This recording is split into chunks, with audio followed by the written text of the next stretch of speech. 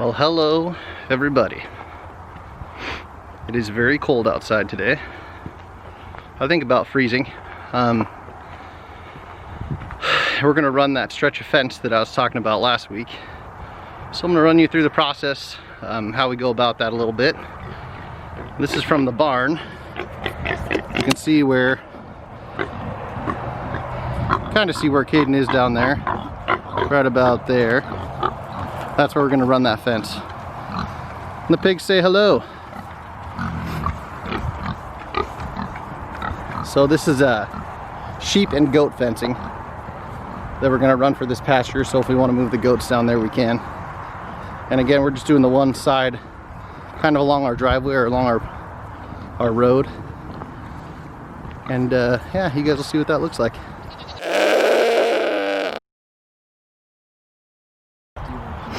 Okay, so this is the side where we're gonna start the fence today. We're attaching to this post right here, which is connected to our other field. That's the barn up there in the house.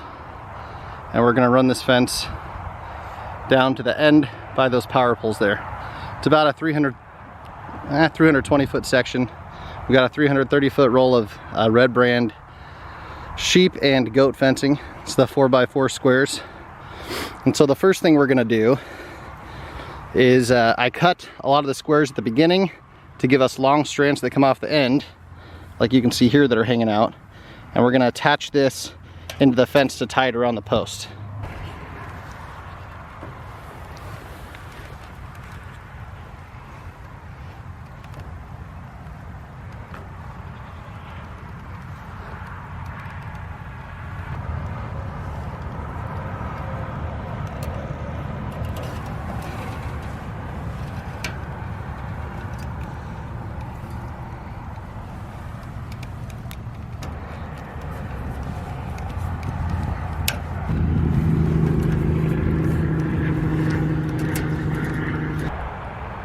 Yep. All right, so we got that portion finished where we, this whole strand of fence now, you can see there's lines coming out all around this post and connecting back into the fence.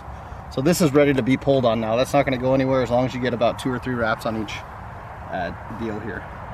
So the next part we're gonna have to do is unrolling that beast. So we're gonna actually just lay it on the ground and unroll it by hand. There are better ways to do it, but they cost a lot of money. And we don't do that much fencing, so we're just gonna unroll it.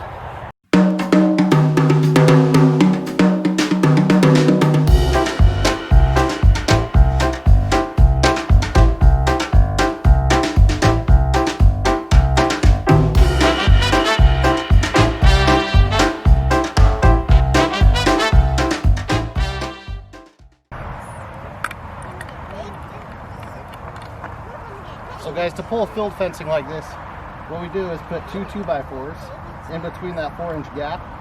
That way it's pulling on all the strands equally at the same time. And then you just bolt them together. And that makes it so you're pulling evenly and the fence doesn't get bent in little places. It pulls it all tight at once. Right, Mark? Right, Jeremy.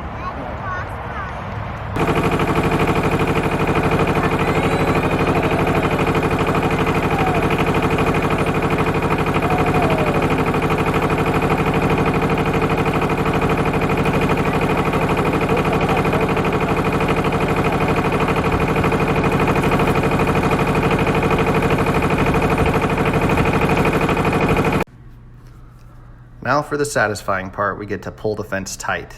And we do this part very slowly to make sure that the fence doesn't get caught up in any T-posts and bend those over. And because we're pulling a fence with the tractor, it's not right on the fence line since we're doing shorter sections at a time. So you can see my dad here leaning into the fence to hold it up against the brace so that I can staple it in to that wooden brace. And I did those staples about every 8 inches or every other gap in the fence line. And we pulled this 100-foot section at a time so that we could make sure that it's tight, and then we can attach it, and then we pull the next 100-foot section. So we attach it to both of those wooden posts on the brace just to make sure that it's good and tight.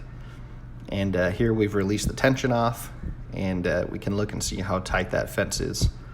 And I'll show you these staples here, how we put those in. I try to do them diagonal so that you catch both lines there, and it kind of helps you hold the tension. And like I said, every other gap there.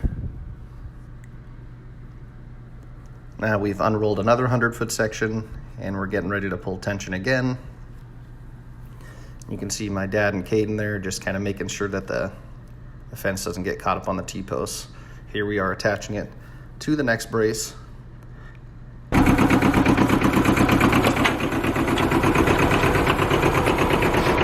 So now we're up to the second brace.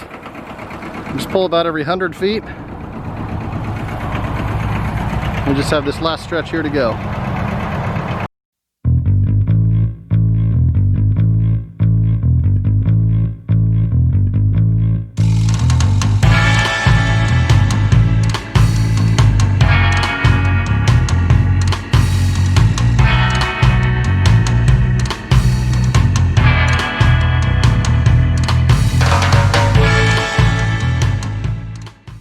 So after we'd finished rolling out a section of fence, we'd try to pull it as tight as we could by hand.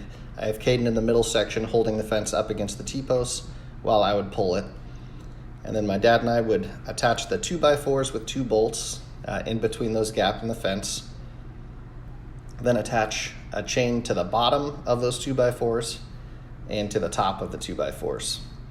And my dad would take all the slack out of the chain. We'd attach it to the come along on the tractor, and I'd back the tractor up to take out as much tension as we could in that way until we'd crank it tight by hand with the come along. And Dad had to take over the stapling here because I took a big chunk out of my finger while attaching it to the last brace. And here you can see the finished product. The fence just isn't attached to the T-post yet, but you'll see that in a moment.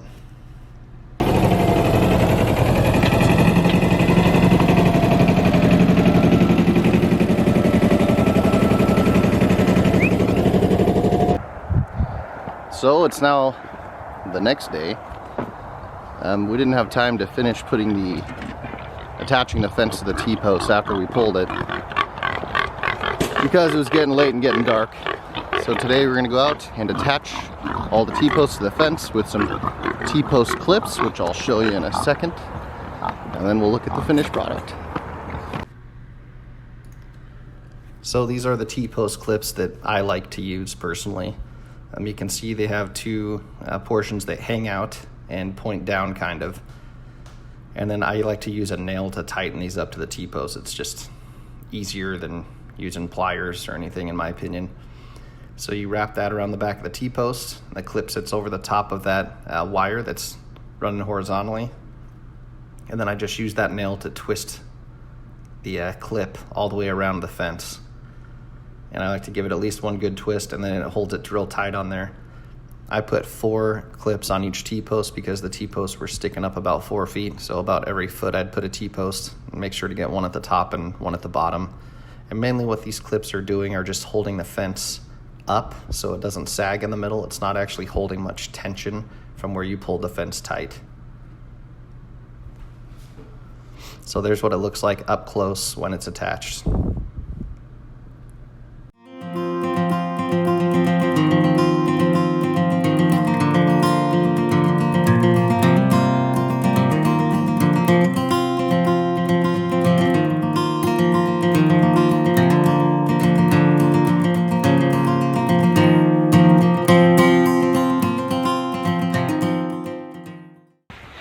We got snow last night, didn't we? Yeah. Yeah, so we're outside playing and having fun. We hope you had a good Christmas, and we just want to thank you for watching our episode. So thanks. Thanks. Go!